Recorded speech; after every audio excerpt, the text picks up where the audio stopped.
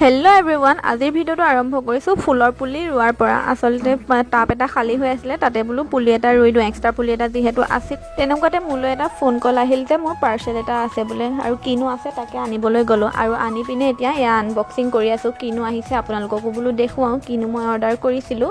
আৰু এয়া পেকিং খুলিবই পৰা নাই, দেখিছে নহয়, পটাপট খুলি লওঁ, আপোনালোককো দেখুৱাওঁ। ফাইনেলি মই অৰ্ডাৰ কৰা বস্তুটো হৈছে এইটো, মানে মই এডাল জোতা ষ্টেণ্ড দিছিলোঁ, তাৰে পাইপকেইডাল এয়া আহিছে, দেখিছে নহয়, এইকেইডাল জইন কৰিব লাগিব। এয়া ব্লক কিছুমান দিছে, তাকে ফিটিং কৰিব লাগিব। ফিটিং পিছে মই নকৰোঁ, আমাৰ চিমৰন আছে নহয়, তাই কৰিব আৰু মই চাই থাকিম।